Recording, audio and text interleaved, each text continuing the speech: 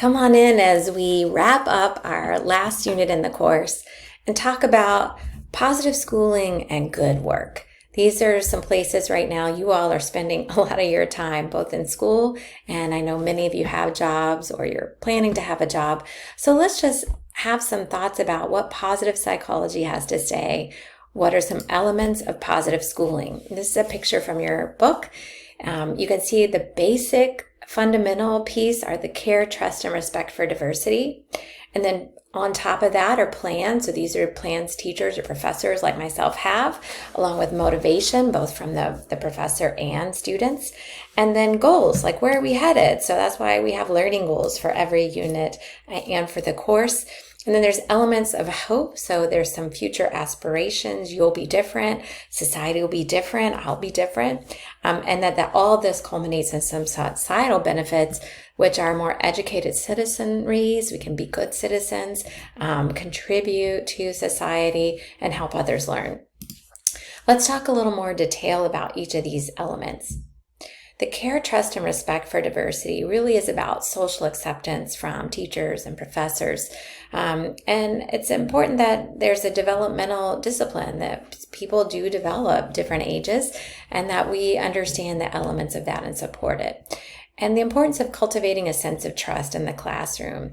I try to do that by having you post pictures of yourself and talk about your best experience learning, just to kind of help us all get to know each other so we can have some trustful conversations and dialogue about the course material. Some other examples of how to develop this is a jigsaw classroom. I never had this growing up, but I use it now in many classes, especially in-person ones.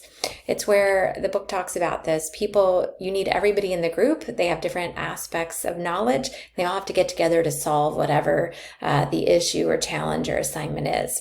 The positive psychology scavenger hunt, I encourage you to at least do 2 people. That's a partial example of like leveraging your strengths to do something like that. Another practice is to engage all students, not just those who raise their hands. So you want to make sure everybody's engaged in learning and you're assessing where they are and that they feel valued in the classroom. And that there might be some compensatory programs for students who arrive in a classroom who may not have the building blocks they need to be successful. And that's why sometimes even in college, I'll encourage students to go to a tutoring center, a writing center. We have some of those supports even in college because students might arrive not having what we think are fundamental skills to be able to be successful. And we don't want students to not do well just because they don't know how to write a paper. So they need to go learn how to do that. Goals, it has to do with the content, and we really structure that in this class. We have goals that we're trying to learn in the syllabus, and then in each unit that students target some stretch goals, like what's a bit of a stretch for me. I try to give you a lot of choice in this class, for example, so that you can kind of go, well, this might be a better, more appropriate stretch assignment for me. The material does need to be relevant to students, and sometimes that's the challenge is for professors and teachers to figure out how to make that relevant and make sure that the goals are understandable and concrete. Students need motivated teachers to want to express their own motivation and get excited about material. It's important that we raise motivational level and risk. Things are hard. You are learning to do new things. It is difficult, and students getting comfortable taking those risks is important. And also figuring out how to increase student accountability and have private praise to enhance motivation. Hope is really about learning how to learn, that you get excited, that you believe that you're able to do that. And the book doesn't talk about this specifically, but it's also self-regulated learning, that you're able to look at how you're performing and go, well, these are things I tried and they didn't work as well. Let me try something new. You're regulating your own strategies to improve them to be an effective learner, which in today's world you really have to do as a lifelong activity. Even when you move into the world of work, you'll need to be engaged in lifelong learning. And ultimately, we're interested in these societal contributions to produce good citizens who are educated, can think critically, and who can support others to also learn. So this is when we think about what positive schooling looks like that yields a flourishing and a positive benefit for students at any age. These we know are the critical elements. So if you're going to become a teacher, you might want to review those and make sure you've really memorized these 9 elements as important parts of positive schooling. Let's shift gear to talk about gainful employment. And we know there's 9 benefits. I'm going to talk through those. And you might want to think about that as you think about your own job or jobs that you might want. And we're going to talk a little bit about the difference between a job, a career, and a calling.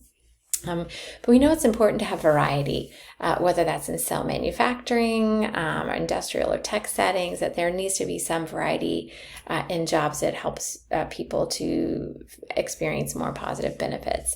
That these factors lead to less absenteeism, in other words, more presentism, and there's some effective ways to support and honor that. A safe work environment is another benefit of gainful employment, that you feel safe at work, and certainly some settings are more dangerous than others, but the sense that you're protected and you don't have to worry about your personal safety. Another benefit of having gainful employment is income for your family and yourself. We know quality of life is related to that. Now, we know you need a certain minimum amount to be happy, and after that, the bumps are very modest and doesn't seem to really make us substantially happier. There's changes in life roles over our life, so income can affect that. And we are lowest on the OECD list, so something to note. And gainful employment also gives us a sense of purpose. I once worked with a bank, Live Oak Bank in Wilmington, North Carolina, and I was really struck when the CEO came in and was talking to new employees. Some who kind of have what I thought were sort of boring jobs, underwriting. And he's like, your job is you're all helping people achieve their dreams to own small businesses. So he really gave them all a sense of purpose, that they're helping others achieve their dreams through their work. This is what we mean by having a sense of purpose.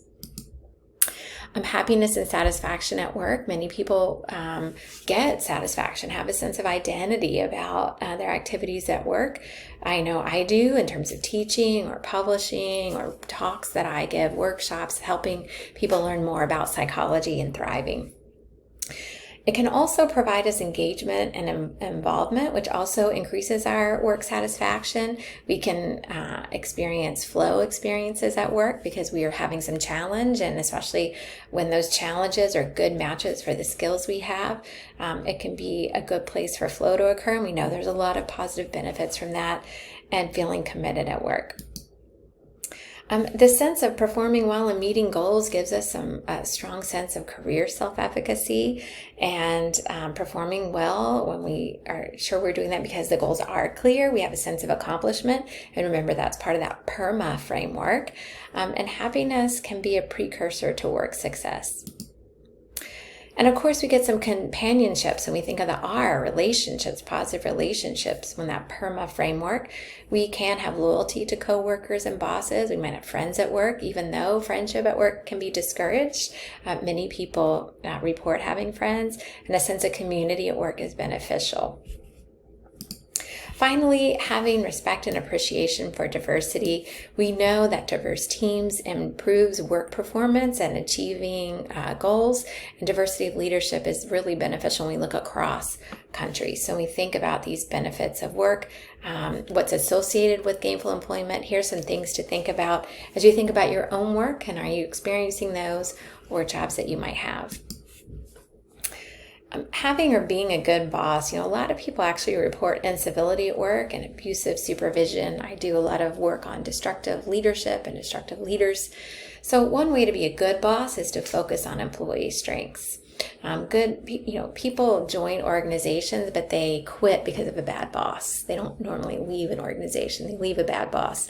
And we know that authentic bosses foster positive emotions and outcomes. And the book also gives you sort of a top 10 characteristics of some bosses. So you might want to look at that and see, how do you line up on those, or how does your current or potential boss line up on those?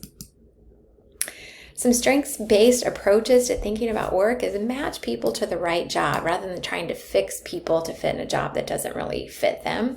And the way to approach this are, one, you identify their talents, their strengths, you integrate those into their self-image and what they're doing in their job, and then there's some behavioral change so they can attribute their job success to those talents that they have. So really leveraging people's strengths is a way to also use positive psychology at work.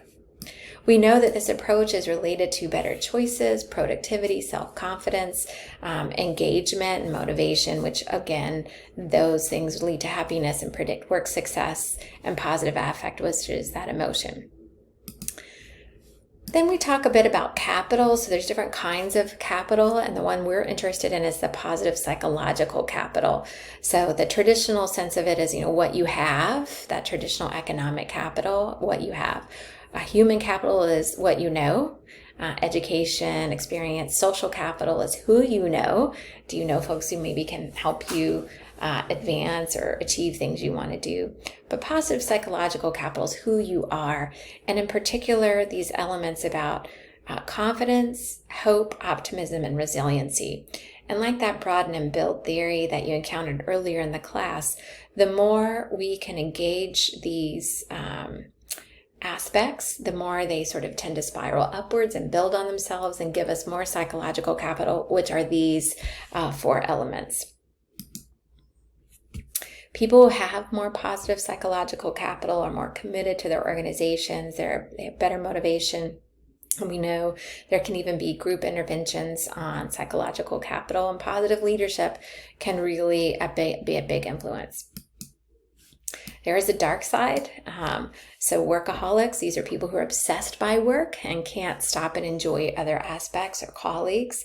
And it can lead to burnout. If you're tired and you don't feel you have any reward from your job, there's a video of Oprah in the class of talking about this. So if you have some burnout, you're probably on the dark side. And unemployment is also linked to higher rates of death and suicide. So there's a dark side to work, and we want to think about that as we think about how can we create positive environments at work. What can be done to improve your work will make the job better.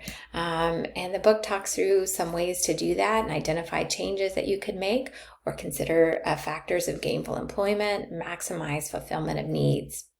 A job is what you need to, pay for life. You need a salary because you need food, etc. So a job, pays what you need to pay. It's something we go in our 9 to 5.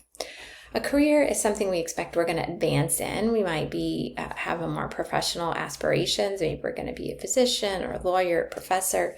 And I might have a career and it's just fine. But a calling is something that you are drawn to do, that you get energy from. People often talk about teaching as a calling or entering into becoming a priest or pastor as a calling. So the more your job can become a calling, we know that also builds positive psychological capital. Well, as we wrap up the course, I hope this gives you some great ideas about how you can engage in positive schooling for yourself or for children that you might have, and also how you can ensure that you have a positive environment at work.